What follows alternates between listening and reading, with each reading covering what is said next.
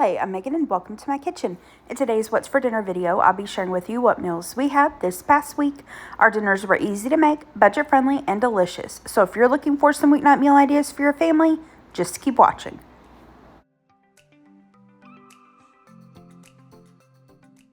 For dinner this first night, we went to Kentucky for the weekend. So if you've been following me for at least a few months, you know back in January, my uncle, my mom's brother, passed away very unexpectedly. And the church that he was a member of gave us a luncheon, which was really sweet of them. And while we were at the luncheon, kind of my mom and her cousins were talking and reminiscing about, all the old family dinners and get-togethers and stuff that they used to do. And so we kind of decided to get back to doing a big family Easter dinner.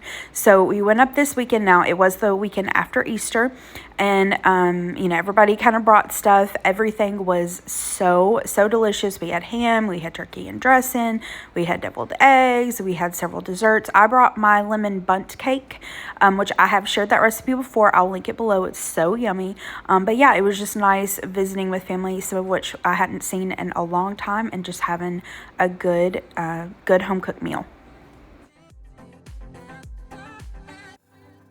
The next day, we were still in Kentucky for lunch. This day, we had went to a Mexican restaurant. Gary got a meal. It had 2 chimichangas, and he ate one at the restaurant. He saved the other and took it with him. I gotten a shrimp chimichanga, and then I knew we probably wouldn't feel like going back out for dinner. And honestly, the town that we were in was super small, and so everything shuts down after lunch on Sunday. There's nothing open in town in the evening. So I grabbed a chicken quesadilla to go, and yeah, that's what we had for dinner that night. I just warmed up the quesadilla, and Gary warmed up his chimichanga, and yeah, that was dinner. For dinner the next night, I tried a new recipe for a cheesy chicken, broccoli, and rice casserole. I saw this on Instagram. The lady's name is The Cookin' Mama. When I saw this, I immediately sent it to my mom because I thought that they would love it. And she made it, I think, a couple days after I sent it to her and told me I had to try it. I will have The Cookin' Mama's Instagram linked in the description box below for you. So first up, we're going to take this Knorr broccoli, cheese, rice, and cook it according to the package instructions. You can cook it on top of the stove. I just did it in the microwave to make it easy this night. So once I've got that cooked rice, I'm going to add it to a larger bowl. I mean, really, you could do this all in one bowl if you're cooking the rice in the microwave like I did. I just didn't grab a bowl large enough. Next up, we're going to add a can of broccoli cheese soup. Next, I'm going to add in my chicken. Now, you could use leftover chicken here or boil it, bake it, whatever you want to do.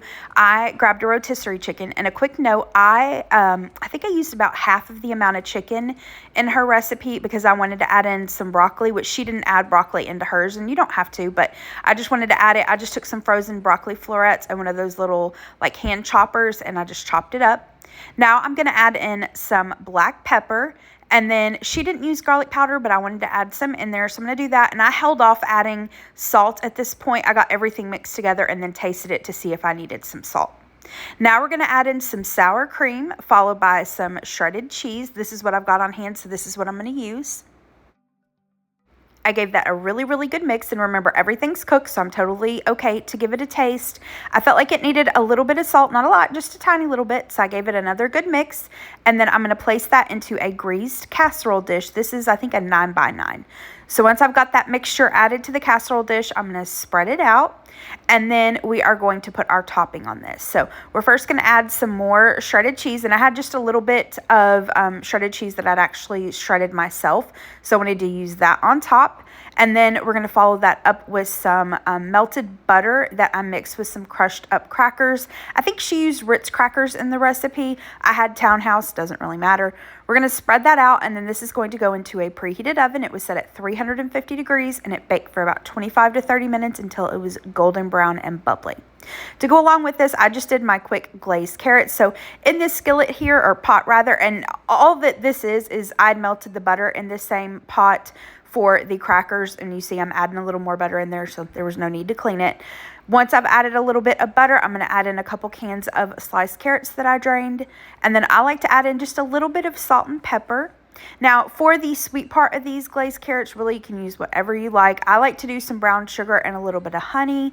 You could do sugar substitutes. You could do maple syrup, whatever you like, and just add as much or as little, sugar to your taste. And then I just turn this like on medium high until it comes to a simmer, and then turn it down on low and just allow it to cook for maybe 15 or 20 minutes until the liquid has evaporated. We had this little pack of Hawaiian rolls left over, so I just warmed them up in the oven, placed them on a cookie sheet, and I think I baked them at like 325 for maybe 5 to 10 minutes or so. Just follow the instructions on the back of the package. All right, here are the plates. So we've got that casserole, the rolls, and the carrots, and this was delicious. Both Gary and I really loved that broccoli, rice, cheesy chicken casserole. It was really good.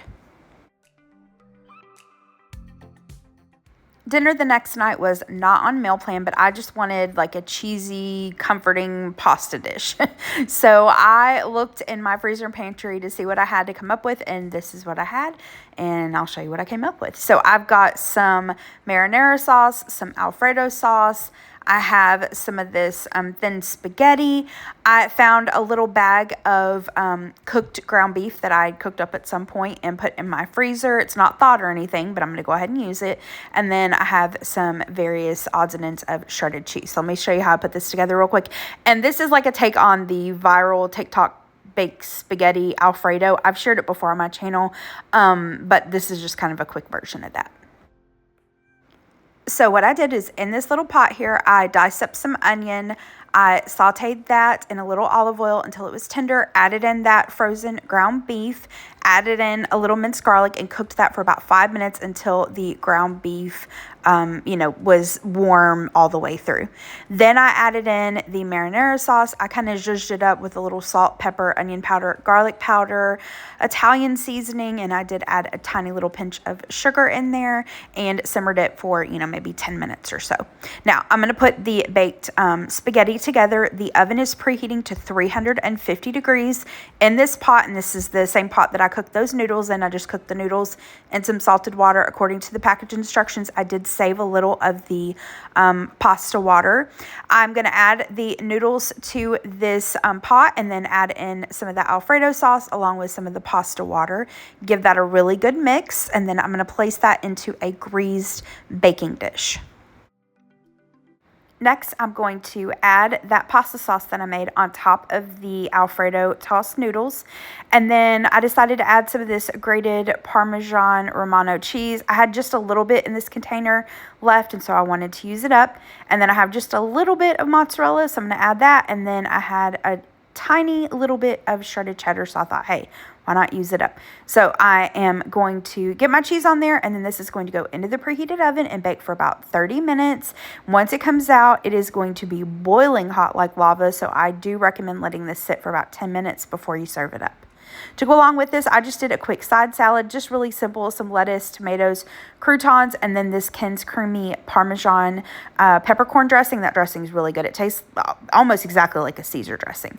So here are the plates. We've got the spaghetti, the salads, and then I had some hot dog buns that needed to be used up. So I just took some of the Kerrygold garlic and herb butter, melted it, brushed it on top of the hot dog buns, and baked it until they were golden brown. And yeah, that was dinner. Super delicious.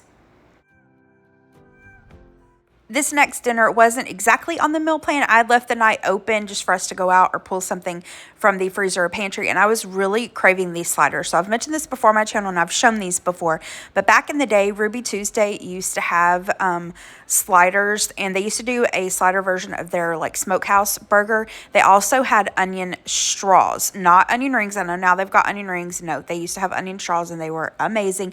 And they used to have this like sweet chili sauce, but they no longer have it. Now, luckily, a good friend of ours was a manager at a Ruby Tuesday at the time, and right when they took it off, she kind of told me how to make the onion rings and the sweet chili sauce, but I also found Copycat recipes, so I'll have all that linked down below, but let me show you how I put these together real quick. I don't remember like what type of buns these sliders were served on. I just use the Hawaiian rolls. Sometimes I toast them, sometimes I don't. Here are the ingredients for the sweet chili sauce, and like I said, the recipe will be down below for the measurements. I've got some mayonnaise, cayenne pepper, paprika, some sambal, and sugar. And then I just mix everything until it's well combined. And you do want to let this sit in the refrigerator for a little bit. I like to do it overnight if I can, but at least a couple hours or so. It really needs all the flavors to kind of come together and that sugar to completely dissolve.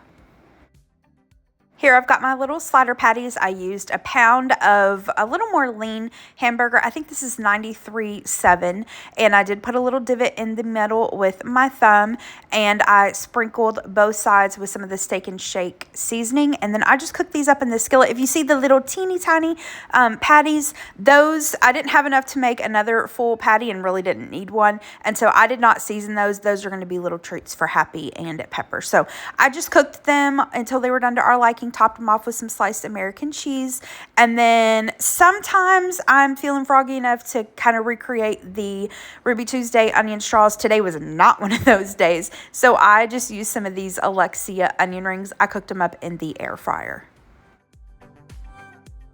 I'm also going to do a little side salad. Again, super, super easy. It's very similar to the other one I made. I've got some romaine lettuce, croutons, grated Parmesan cheese, and that same canned dressing. All right, so to assemble the sliders, I just take the slider roll, cut it in half, add some barbecue sauce to it, add your cheeseburger little slider, and then an onion ring. And then that's it. And then I like to kind of, as I'm eating it, dip it into that sweet chili sauce and then dip the onion rings in that sweet chili sauce. And we've got the salad. And then for Gary's, basically the same thing, except I add lettuce and tomato to his sliders. And these were so yummy. For the last dinner in this week's video, I pulled from my freezer and pantry. I bought these chicken cordon bleus at Sam's Club. These are the ones that are not cooked, so you do have to cook them all the way. I just cooked them according to the package instructions. And then I had this bag of frozen peas and mushrooms, again, cooked according to package instructions. And then I'd set out this package of Velveeta cheese sauce and some leftover macaroni, but I decided not to do that. Honestly, I didn't want to fool with the pots and pans of, boiling the noodles, draining them and everything. So I had this bag of Alexia frozen baby potatoes, and so I just cooked those up. They had instructions in the air fryer, so that's what I did. Quick and easy dinner, but it was delicious, and I didn't have a ton of dishes to wash. All right, that is it for this week's video. Thank you so much for watching. I hope that you liked this video and got some dinner ideas from it. If you did like it, hit the thumbs up button below and subscribe to my channel if you're not already, and I hope you have a great rest of the day. Thanks so much for watching. Bye-bye.